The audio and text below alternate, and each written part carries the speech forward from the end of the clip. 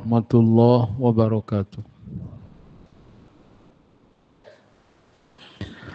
Innal hamdalillah nahmaduhu wa nasta'inuhu wa nastaghfiruh wa na'udzu billahi min shururi anfusina wa sayyiati a'malina man yahdihillahu fala mudilla lahu wa man yudlil fala hadiya lahu.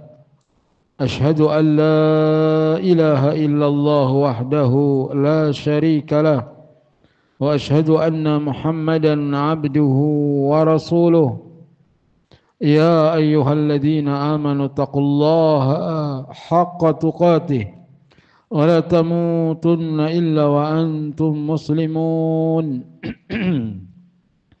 Ya ayyuhan nasu taqu rabbakum alladzi khalaqakum min nafsin wahidah وخلق منها زوجها وبث منهما رجالا كثيرا ونساء واتقوا الله الذي تساءلون به والأرحام إن الله كان عليكم رقيبا يا أيها الذين آمنوا اتقوا الله وقولوا قولا سديدا يصلح لكم أعمالكم ويغفر لكم ذنوبكم ومن يطع الله ورسوله فقد فاز فوزا عظيما أما بعد فإن خير الكلام كلام الله وخير الهدي هدي محمد صلى الله عليه وسلم وشر الأمور محدثاتها وكل محدثة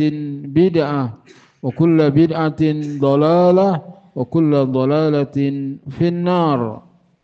Jemaah Maghrib rahimakumullah, apa kabar? Alhamdulillah, Allah Subhanahu wa taala ciptakan kita menjadi manusia. Makhluk Allah, ada manusia, ada binatang, ada jin, ada tumbuh-tumbuhan, ada benda-benda mati. Allah ciptakan kita menjadi manusia. Berawal dari firman Allah Subhanahu wa ta'ala, wa idh qala rabbuka lil malaikati inni ja'ilun fil ardi khalifah. Dan ingatlah ketika Rabbmu berfirman kepada para malaikat, sungguhnya aku ciptakan khalifah di muka bumi. Maka diciptakanlah Adam, bukan di bumi, tapi berawal dari diciptakan Adam di surga. Kemudian sepi sendirian di surga Adam, diciptakanlah istrinya yaitu Hawa. Lalu Allah Subhanahu wa taala muliakan Adam dengan diperintahkannya para malaikat untuk sujud kepada Adam. Semua malaikat sujud kecuali iblis. Dia enggan dan dia sombong dan dia termasuk orang kafir. Kenapa iblis tidak mau sujud kepada Adam? Karena dia merasa hebat. Aku diciptakan dari api sedangkan kau ciptakan Adam jadi tanah. Begitulah kesombongan sehingga dia tidak mau sujud kepada Adam. Dan diusir iblis dari surga. Tetapi permusuhan buat Adam tidak berhenti. Walaupun iblis sudah terusir dari surga, tetap dia menggoda Adam. Digoda iblis, Adam bisa selamat. Tapi iblis tidak putus asa. Dia menggoda istrinya Adam. Siapa? Hawa. Akhirnya Hawa pun tergoda dan Hawa menggoda Adam. Ketika digoda iblis, Adam bisa mengalahkannya. Tapi begitu digoda Hawa, Adam enggak sanggup. Itulah bahayanya godaan Hawa. Semoga Allah melindungi kita dari godaan Hawa.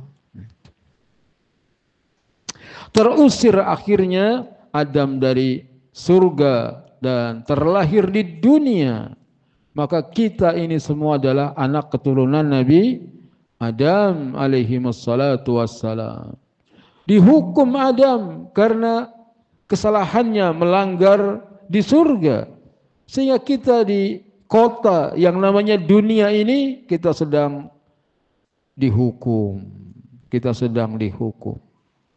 Tetapi Allah Subhanahu wa taala tidak membiarkan kita begitu saja. Allah turunkan kitabnya, Allah utus rasulnya.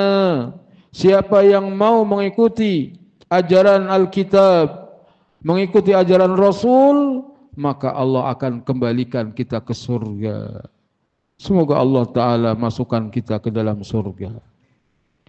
Maka jaga solat yang 5 waktu. Jaga solat yang 5 waktu.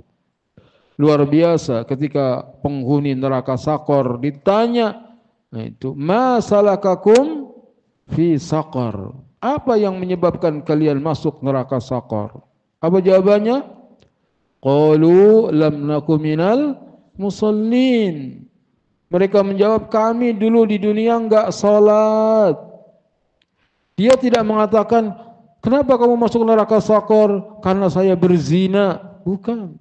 Karena saya makan khamr, minum khamr. Enggak. Karena saya makan babi. Bukan. Tetapi apa yang menyebabkan kamu masuk neraka Sakor? Jawabannya, qalu lam naku minal musallin. Karena aku tidak salat. Walam naku nut'imul miskin, dan tidak mau memberi makan kepada orang miskin. Maka perhatikan itu. Rajin sholat masjid agar enggak masuk neraka. Jangan bakhil, jangan pelit. Kalau kita punya kelebihan harta, bantu saudara kita. Jadi penyebab orang masuk neraka Sakor diantaranya dia melalaikan sholat. Fawailul lil musallin alladzina hum an sholatihim sahun alladzina hum yura'un wa yamna'unal ma'un. Celaka orang-orang yang salat, yakni orang-orang yang lalai dalam salatnya, yakni orang-orang yang ria. Itu.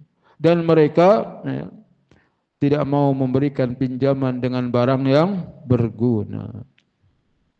Maka jangan jadi orang bakhil, jangan jadi orang pelit. Bakhil pelit kepada fakir miskin saja diancam wail. Lalu bagaimana bakhil kepada anak istri? Tentu lebih besar dosanya. Babul infaq mimma yuhibbu wa minal jayyid. Bab tentang infak dari perkara-perkara yang dicintai, perkara-perkara yang baik. Jadi kalau kita menginfakkan sesuatu, pilih sesuatu itu yang baik, yang kita cintai. 100.000 sama 2.000, mana yang lebih dicintai? 100.000. Tapi kalau kotak amal lewat yang dimasukin, yang 100 apa yang 2.000? Semoga kita sanggup untuk berinfak dengan yang kita cintai. Yambaghi 'alal 'abdi ayunfiqa min ahabbil amwali ilaihi wa ahalluha. Hendaknya seorang hamba menginfakkan dari yang ia cintai dari hartanya dan yang paling halal. Wa bi khassah ma kana min kasbi yadihi wa kadin yaminihi wa araqi jabinihi. Lebih khusus lagi kalau harta itu diusahakan dengan tangannya, dengan lelah capeknya, dengan keringat di dahinya. Jadi infak yang paling bagus adalah infak yang kita hasilkan dari kedua tangan kita, yang kita hasilkan dari keringat di dahi kita.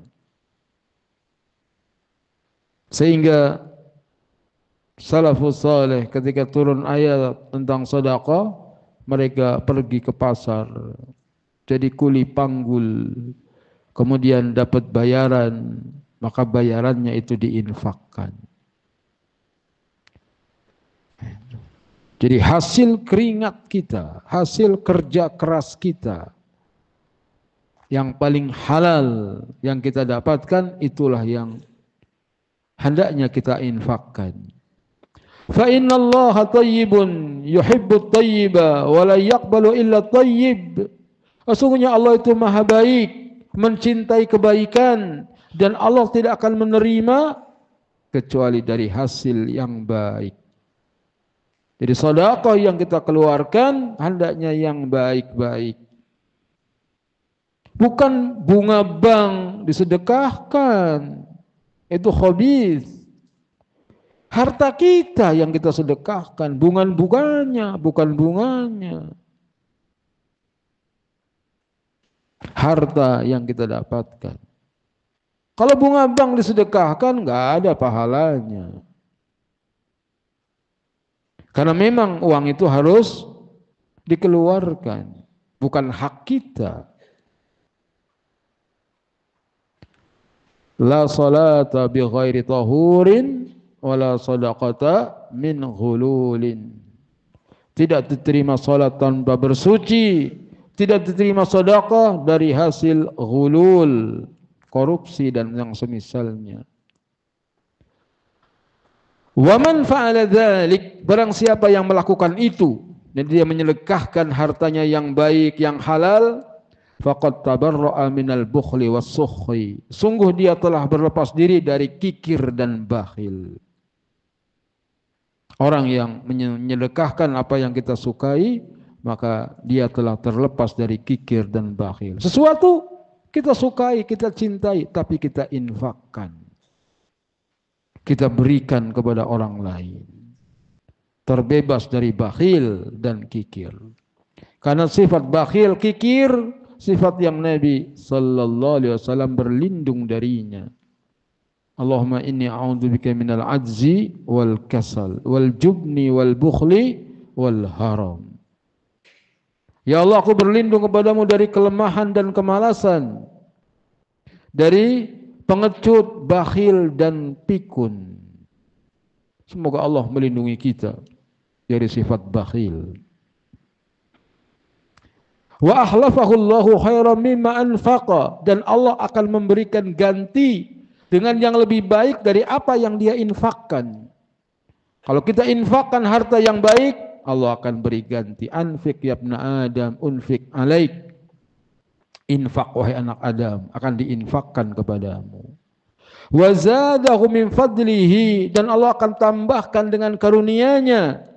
Wallahu dzul fadlil azim, sungguhnya Allah memiliki karunia yang agung.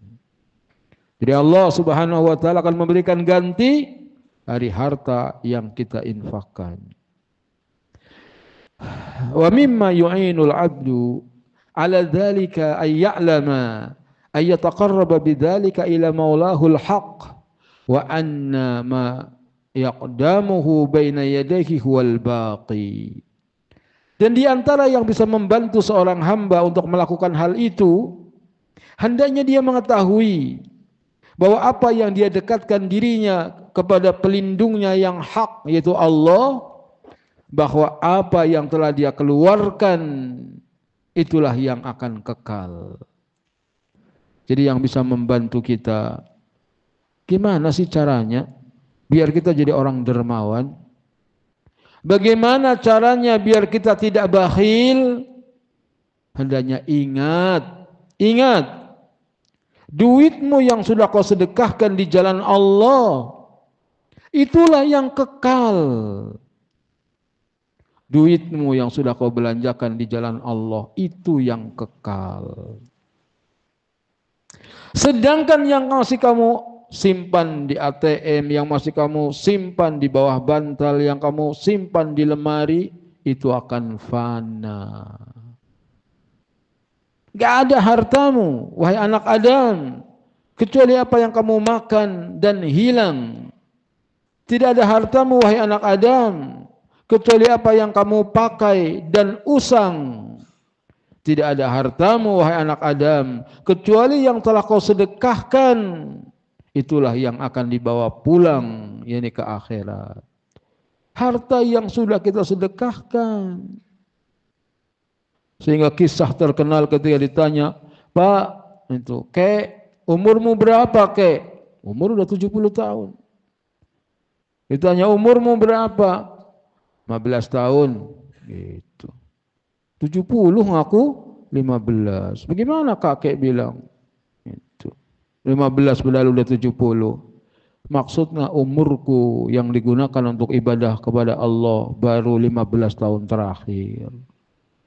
Itulah umur yang sebenarnya yang berguna. Itu. Miliarder dia, berapa hartamu? Itu 200 juta. Oh, duitmu miliaran. Kenapa bilang 200 juta?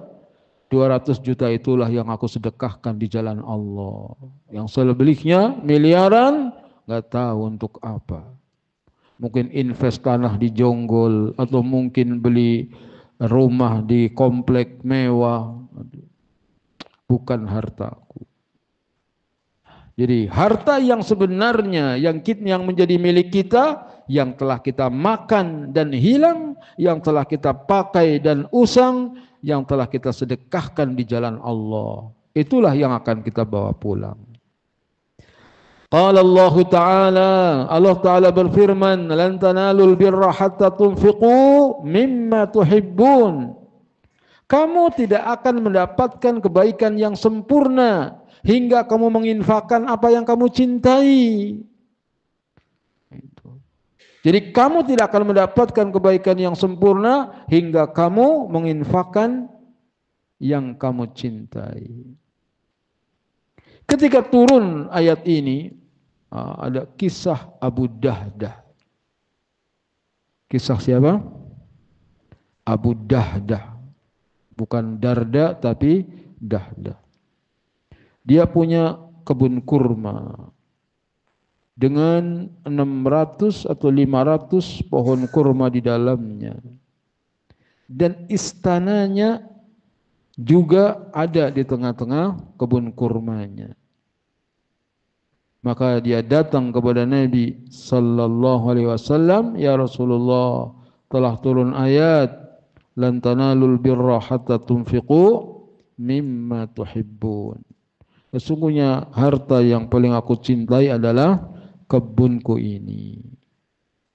Itu. Maka aku sedekahkan dia di jalan Allah. Maka kata Nabi sallallahu alaihi wasallam, "Aku sudah dengar apa yang kamu ucapkan." Itu. Maka Abu Dahdah pulang, lalu dia panggil istrinya. "Wahai Ummu Dahdah, keluar. Keluar. Sungguh kebun ini dan rumah kita sudah aku sedekahkan di jalan Allah." Maka Ummu Dahdah menggendong anaknya, menyiapkan perabotannya, kemudian keluar sambil mengatakan, "Sungguh perdagangan yang menguntungkan wahai Abu Dahdah. Sungguh perdagangan yang menguntungkan wahai Abu Dahdah." Gitu. Coba kalau kita punya rumah megah, datang ke pengurus masjid, "Aku infakkan tuh rumah Pak, itu buat anak yatim." Ya udah, saya terima. Begitu pulang panggil istrinya, "Mak, keluar Mak." Itu. "Kenapa?" "Rumah ini sudah aku infakkan untuk anak yatim." Mungkin istri kita teriak, "Lu gila ya? Mau tinggal di mana kita?"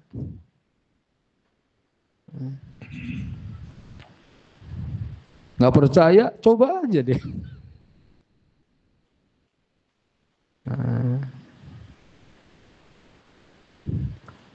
Yang kedua, kisah Abu Talha, punya kebun di depan masjid namanya Bayruha.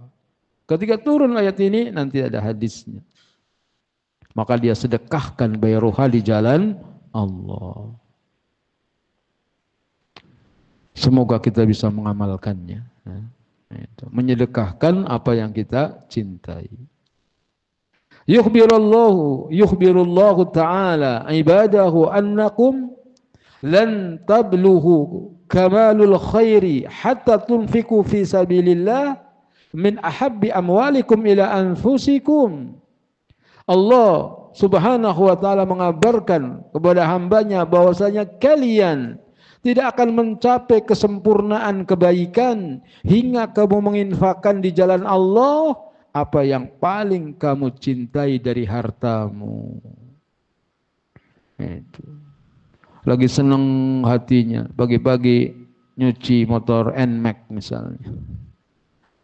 Kemudian dia kasihkan motornya kepada orang. Padahal itu motor yang paling dicintai. Nah, itu dia baru orang mendapatkan kesempurnaan iman. Dan bukan berarti nggak ada. Itu. Bukan berarti nggak ada. Itu ada jemaah Nur Iman, hafizahullah. Dia motornya NMAX bagus kan. Itu.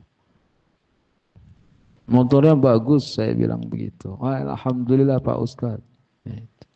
Bener, Ramadan kemarin dianterin ke rumah saya. Motor NMAX. Suami istri datang. Alhamdulillah. Semoga kita bisa mengamalkannya.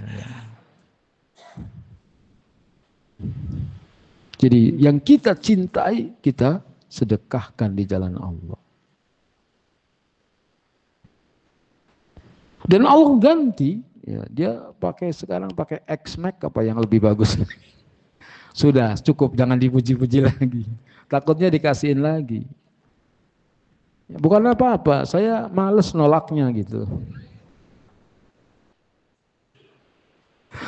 La ilaha illallah. Dunia itu hijau dan manis. Gitu. Semoga Allah melindungi kita dari godaan dunia. Ayat yang kedua, Allah Ta'ala berfirman, Ya ayyuhalladzina amanu anfiqu min tayyibati ma kasabtum wa mimma akhrajna lakum minal ardi wa la tatayammamul khabitha minhu tunfiqun. Wahai orang-orang yang beriman, infakkanlah dari yang baik-baik yang kamu usahakan dan dari apa-apa yang dikeluarkan untukmu dari bumi. Jangan kamu memilih-milih yang buruk kemudian kamu infakkan. Jadi kalau mau nyedekahkan kerudung misalnya ibu-ibu, yang bagus. Bukan kerudung yang udah nggak kepake, udah belel, baru dikumpulin, disedekahin. Itu juga boleh, tapi itu bukan yang terbaik. Jadi yang paling bagus, yang kita sukai, itulah yang kita sedekahkan. Apakah baju, apakah celana, apakah apa saja. Gitu. Sekurang-kurangnya pisang misalnya panen setandan. Itu ada yang paling atas, itu yang gede-gede. Yang paling bawah, yang paling kecil. Yang dikasih tetangga yang gede apa yang kecil? Kadang jujur. Jadi kalau kita kasih harusnya yang gede-gede, yang kita sukai ini kasih. Kok ini yang gede dikasih Pak? Iya nggak apa-apa. Biar saya mendapatkan kebaikan yang sempurna. Gitu. Kalau mau prakteknya ilmu itu untuk diamalkan. Ini nanti nih pulang ngaji, itu di depan ada kotak amal. Coba buka dompetmu. Ada ratusan, 50-an, ada 5.000-an. Pilih yang mana yang paling disukai. Astaghfirullahaladzim. Coba dipraktekkan itu. Yang paling kita sukai dari isi dompet kita, coba masukin ke kotak amal. Ya, ditunggu nanti kameranya ada. Nggak usah di kamera itu.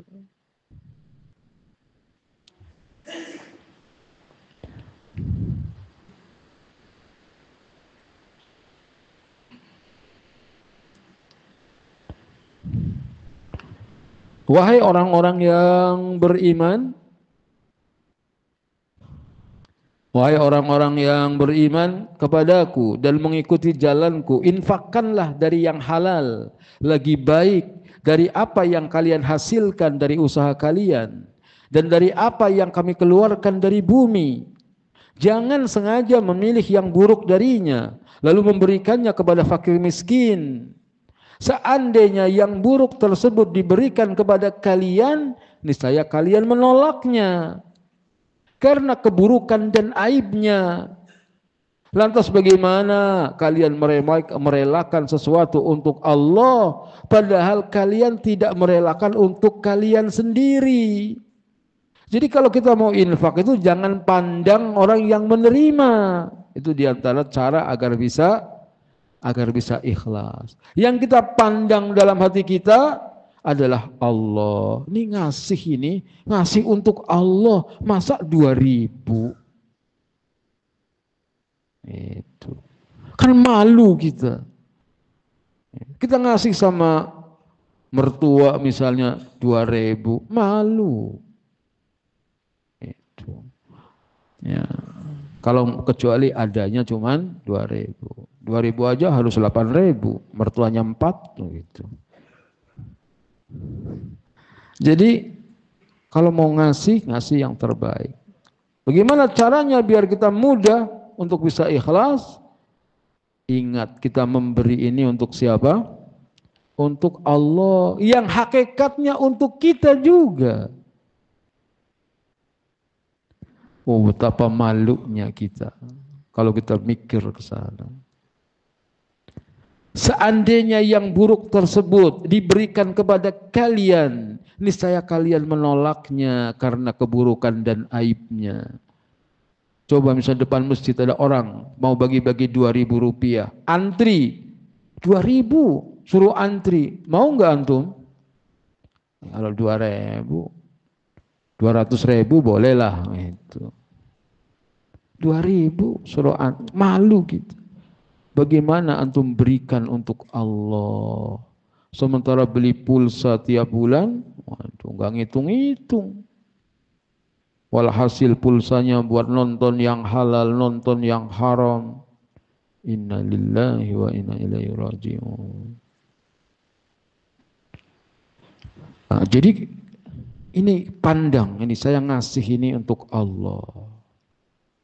Lantas bagaimana kalian merelakan sesuatu untuk Allah, padahal kalian tidak merelakannya untuk diri kalian sendiri. Alangkah hebatnya Al-Quran menyadarkan kita. Sadarilah bahwa Allah yang telah memberi rizki kepada kalian. Toh duit yang kamu keluarkan itu dari siapa? Dari Allah juga. Kok pelitnya luar biasa, sayang sekali. Padahal yang ngasih rizki kepadamu Allah. Iya, tapi kan saya dagang. Kamu dagang laris itu karena Allah. Kalau Allah takdirkan gak laku daganganmu, gak laku. Lantas bagaimana kalian merelakan sesuatu untuk Allah padahal kalian tidak merelakan untuk diri kalian sendiri. Sadarilah bahwa Allah yang telah memberi rizki kepada kalian tidak memerlukan sedekah kalian. Allah nggak butuh sedekah kalian.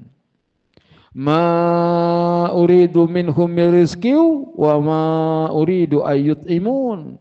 Allah tidak menghendaki dari mereka untuk diberi rizki. Allah tidak menghendaki untuk diberi makan. Innallaha huwar razzaqu dzul quwwatil matin. Sesungguhnya Allah zat pemberi rizki yang memiliki kekuatan yang kokoh.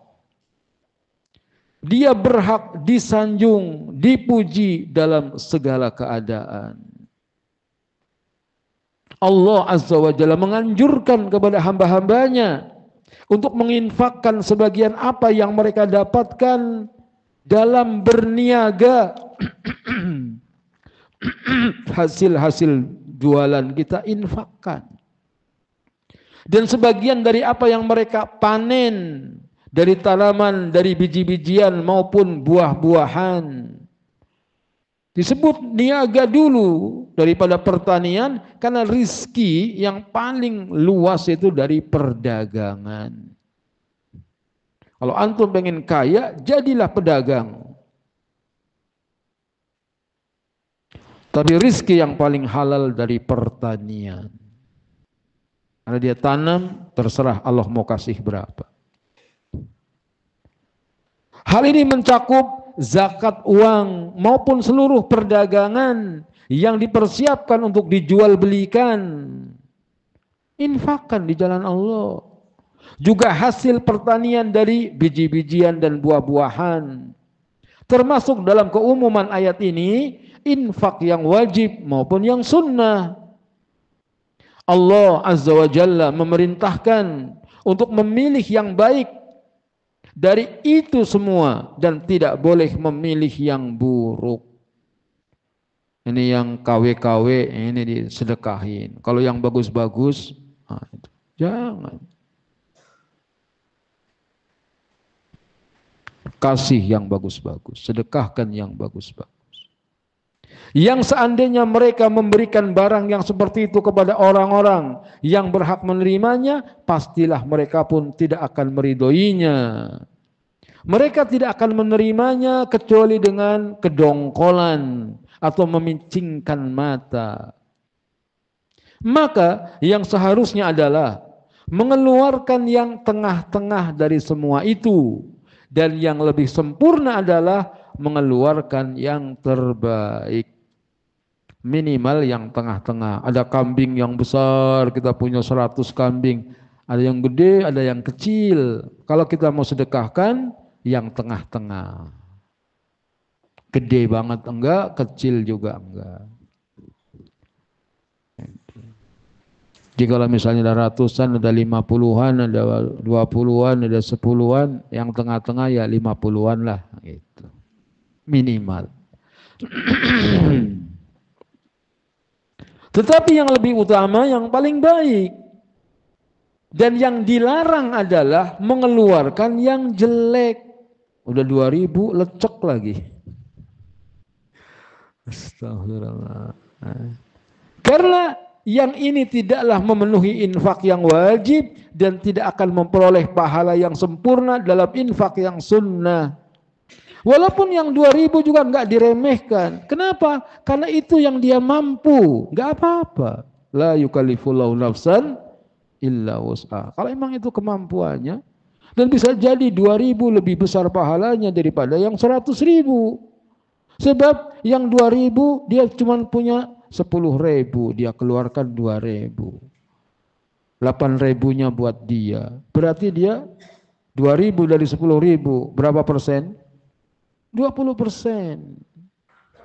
Orang duitnya misalnya 100 juta, dia kasihkan cuma 100.000, cuma 0, sekian persen. 2.000 ada kalanya lebih tinggi nilainya daripada 100.000 bagi orang kaya. Walhasil tidak boleh meremehkan sedekah yang sedikit, tetapi bagi yang punya kemampuan jangan sedekah asal-asalan. Infak dari apa yang kita cintai yang paling bagus. Wa'lamu annallaha ghaniyyun hamid, dan ketahuilah bahwa Allah Maha Kaya lagi Maha terpuji. Allah Azza wa Jalla Maha Kaya atas seluruh makhluk. Allah Azza wa Jalla Maha Kaya dari infak orang-orang yang berinfak. Allah Azza wa Jalla Maha Kaya atas ketaatan orang-orang yang taat. Bahkan kita jadi orang taat, Allah nggak butuh ketaatan kita. Kalau kita nggak mau taat, Allah tetap raja di raja. Semua yang hadir ini misalnya maksiat semua, kerajaan Allah tidak akan berkurang. Semua yang hadir taat semua, hatinya baik semua, seperti hati Nabi Muhammad sallallahu alaihi wasallam. Kerajaan Allah tidak bertambah. Misalnya semua orang manusia jadi orang bertakwa, semua nggak ada yang kafir, kerajaan Allah nggak bertambah. Jadi ketaatan dan kedurhakaan kembalinya pada diri kita. Gitu. Antum dengar nasihat seperti ini, lalu antum amalkan. Itu yang untung antum. Sedangkan Allah tidak akan naik derajatnya. Karena Allah paling tinggi derajatnya. Nah, itu. Sekiranya antum dengar pengajian seperti ini, itu. Diabaikan saja, Allah juga tidak berkurang kedudukannya. Jadi semuanya kembali kepada kita. Allah Azza wa Jalla memerintahkan hal itu kepada mereka dan menganjurkan mereka untuk itu demi kemaslahatan mereka sendiri. Jadi untungnya itu buat antum, buat kita. buat saya kalau saya mengamalkannya. Kalau tidak, naudzubillah, atamuruna an-nasa bil birri wa tansawna anfusakum wa antum tatlunal kitab afala taqilun. Apakah kamu menyuruh orang berbuat baik sementara kamu melupakan dirimu sendiri padahal kamu membaca Alkitab? Tidakkah kamu berakal? Dan semata-mata karena karunia dan kemuliaannya atas mereka. Allah menyuruh seperti ini kepada kita karena kemuliaan Allah. Allah Maha Mulia. Ingin menyelamatkan kita, menyayangi kita dengan diingatkan. Jangan duit ditumpuk-tumpuk, ditabung-tabung terus. Mati nggak dibawa. Mati nggak dibawa.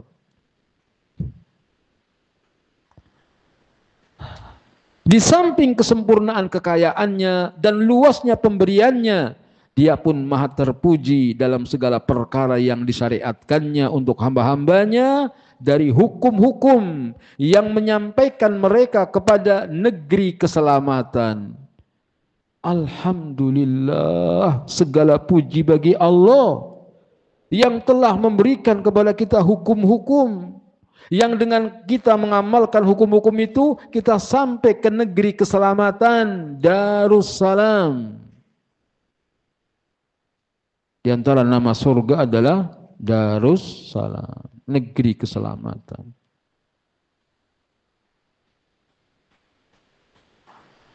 Jadi alhamdulillah, dia terpuji dalam perbuatan-perbuatannya yang tidak akan keluar dari koridor karunia, keadilan dan hikmahnya.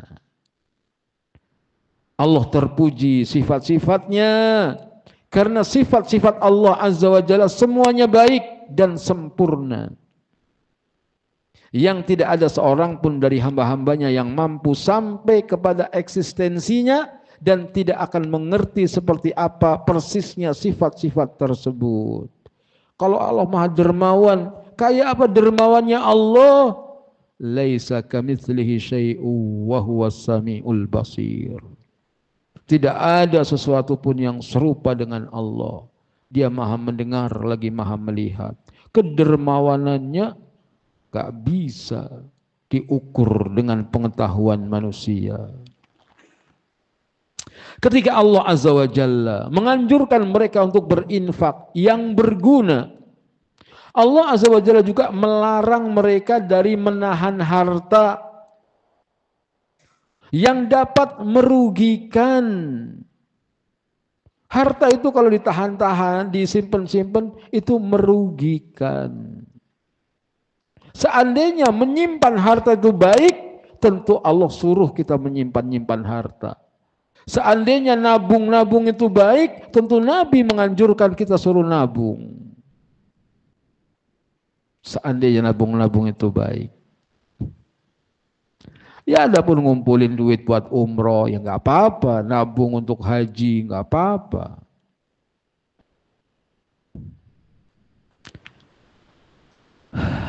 Allah Azza wa Jalla menjelaskan kepada mereka bahwa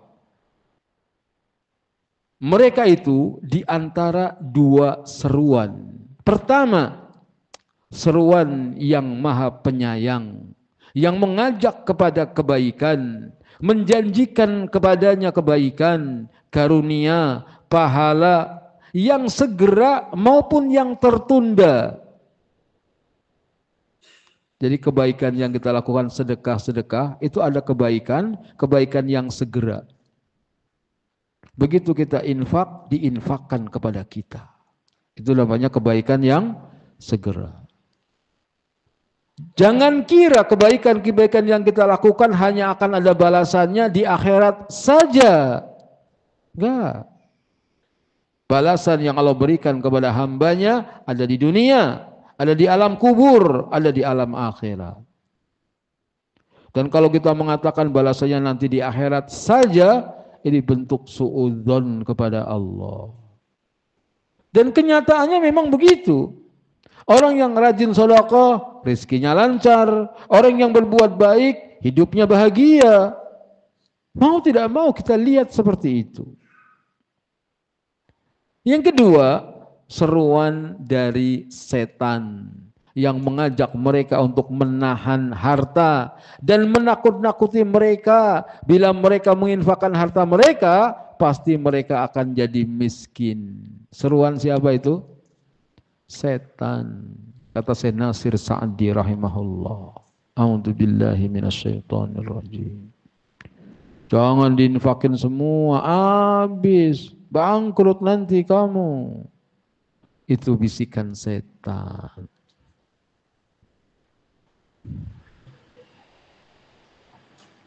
Waktu salat,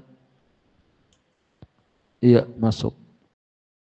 Alhamdulillah, wassalatu wassalamu ala rasulillah.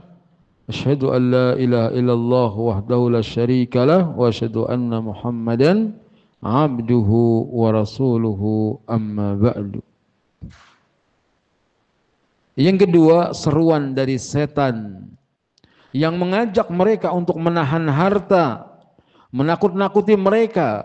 Bila mereka menginfakkan harta mereka, pastilah mereka akan menjadi miskin.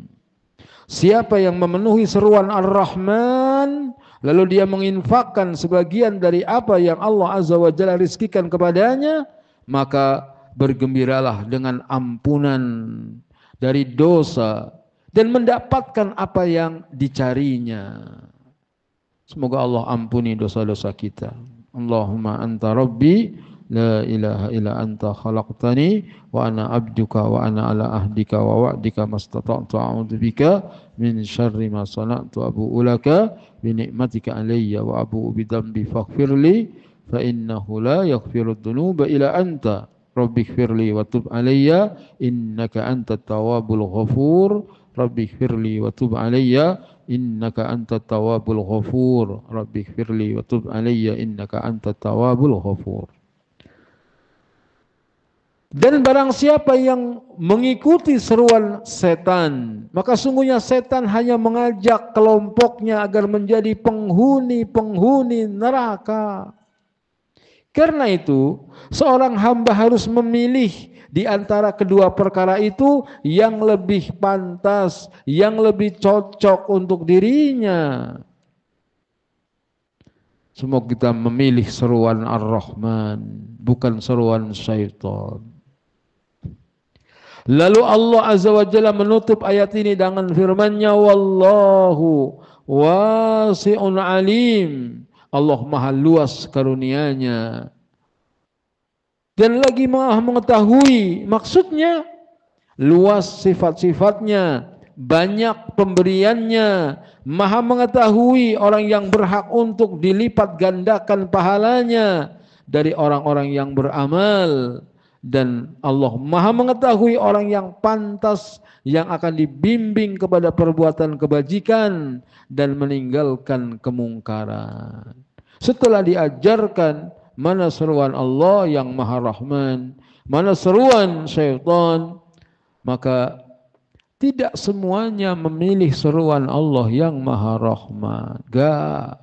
Tetap akan ada orang yang bakhil, tetap akan ada. Tinggal kita koreksi diri kita termasuk yang mana?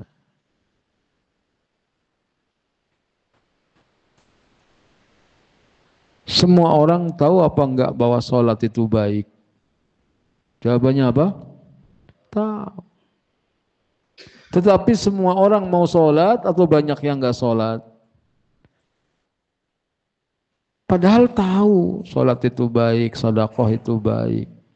Tapi tetap aja, kalau Allah tidak berikan hidayah, nggak bisa. Maka serius berdoa.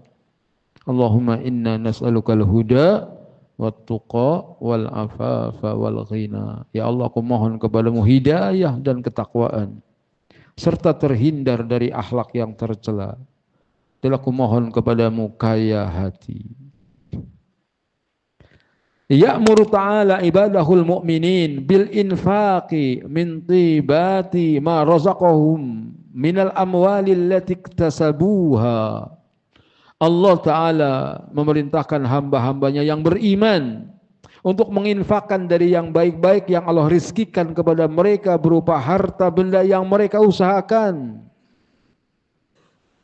Infakkan apa yang telah kita usahakan. Rizki dari Allah, tapi lewat usaha kita. Maka infakkan, enggak semuanya, sebagian saja. Wa minats thimari waz-zuru'i allati ambataha lahum minal ardi, dan agar menginfakkan buah-buahan, tanam-tanaman yang Allah tumbuhkan buat mereka dari bumi, hasil panen. Sedekahkan, jangan dimakan semuanya. Thumma nahahum anit tasadduqi birada'ilil mal wa dani'ihi. Kemudian Allah melarang mereka sedekah dengan harta yang jelek, yang rendah. Fa innallaha thayyibun la yaqbalu illa thayyiba. Sesungguhnya Allah Ta'ala maha baik, Allah tidak akan menerima kecuali dari yang baik. Allah maha baik, Allah tidak akan menerima kecuali dari hasil yang baik. Thumma alzamahum bihujjatin damighatin min babi qiyasil awla. Kemudian Allah Ta'ala mengilzamkan dengan hujjah yang mendalam, dengan qiyas awla, istilahnya qiyas awlawiyat. Fa inna man itu qasadu i'ta'il khabisi wa infaqir radi'i law a'taitumuhu ma akhaduhu. Sesungguhnya barang siapa yang berkehendak untuk memberikan sesuatu yang buruk, infak yang rendah, sekiranya diberikan kepadanya, dia tidak akan mengambilnya. Illa an tataghamadu fi, kecuali dengan memicingkan matanya. Jadi ngambil tapi dengan jijik seakan-akan. Wallahu aghna minkum, sedangkan Allah lebih kaya daripada kamu. Kalau kamu diberi sesuatu yang buruk saja merasa enggak butuh, apalagi Allah. Itu namanya qiyasil aulawi atau qiyas al-aula. Kalau kamu saja enggak butuh, apalagi Allah. Lebih utama lagi Allah enggak butuh. Inilah diantara cara agar kita semangat untuk sedekah, yaitu dengan mengingat bahwa sedekah ini untuk Allah. Sedekah ini kemanfaatannya buat diri kita, bukan buat orang lain. Biarin aja dia orang miskin, kasih yang sedikit juga udah seneng. Jangan lihat orang miskinnya. Bahkan sampai pun kalau orang yang diberi itu orang gila. Siapa? Kisah tabi'in Rabi' bin Haywah atau yang lain. Ketika lagi sakit, dijenguk oleh dua orang muridnya. Sakit apa ya Syekh? Sakit yang menimpaku ini karena dosa-dosa. Jadi kalau kita sakit, introspeksi diri. Mungkin kita banyak dosa. Ya Syekh, di sana ada tabib yang mujarab obat-obatnya. Kita ke sana. Saya sudah mempelajari kaum Samud, kaum Ad. Di tengah mereka ada tabib-tabib yang hebat. Tetapi mati yang mengobati, mati juga yang diobati. Benar apa salah? Kita berobat juga waktunya mati apa? La ilaha illallah. Berarti nggak boleh berobat? Boleh. Tadawau wala tadawau biharamin. Berobatlah kalian, jangan berobat dengan barang yang haram. Berobat boleh. Tapi kalau mau sabar nggak berobat juga boleh. Kalau bisa sabar. Misalnya dia sakit, saya nggak mau berobat. Gitu. Ngapain nggak mau berobat? agar saya dapat pahala sabar. Selama sakit yang dideritanya tidak menghalangi ibadahnya. Dia sakit, tapi ibadah lancar terus. Nah, sakit-sakit yang seperti itu, yang tidak menghalangi ibadah, itu boleh kita bersabar. Tapi kalau model kayak kita, begitu sakit sedikit, istri diomelin, anak diomelin, semua dimarahin. Gara-gara masak nggak bener nih, gue sakit nih. Itu. Oh udah begitu, cepat-cepat diobatin deh. Sebab makinan lama marahnya, makin banyak dosanya. Ngomel mulu. Ibu-ibu ada nggak yang suaminya kalau sakit bawel? Nggak enak mau ngomongnya, orangnya di bawah. Sakit yang kalau kita menderita nggak menghalangi ibadah, tetap ibadah. Nah, itu boleh sabar. Tapi kalau kita sakit kemudian ibadah terhalang, banyak melakukan keluh kesah, maka berobat lebih baik. Datang waktu sholat. Nah, sebelumnya Abdurrahman anaknya mengatakan, ayah, ibu telah masak masakan istimewa agar engkau menikmatinya, agar sembuh sakitmu. Kata tabi'in ini, bawa kemari makanannya. Ketika dihidangkan, tiba-tiba pintu rumah diketuk pengemis. Kelihatan merah matanya, meleleh air liurnya. Ternyata pengemis itu gila. Minta makan, minta makan. Makanan istimewa yang dibuat oleh istrinya agar dia sembuh sakitnya, dikatakan kepada Abdurrahman anaknya, Abdurrahman, kasihkan makanan ini kepada pengemis itu. Kata anaknya, wahai ayah, capek-capek ibu masak untukmu agar cepat sembuh. Kenapa kau berikan kepada orang miskin itu? Dia orang miskin, kasih sedikit juga sudah mau. Dan dia gila, nggak tahu mana makanan enak, mana makanan nggak enak. Apa jawabannya? Mungkin dia nggak tahu mana makanan enak, mana makanan nggak enak. Tapi Tuhannya dia tahu mana yang enak, mana yang nggak enak. Itu dia. Mungkin dia nggak tahu, tapi Tuhannya dia tahu. Jadi dia mengharapkan balasan dari Tuhan, bukan pujian dari orang miskin yang gila. Ini yang membuat kita bisa mengeluarkan apa yang kita cintai. Orang gila itu mungkin nggak tahu mana enak nggak enak, tapi Tuhannya dia tahu. Makanya antum jangan curang ketika berdagang, misalnya dicampur ini, dicampur itu. Susu dicampur air biar banyak. Bilangnya susu murni, nggak taunya.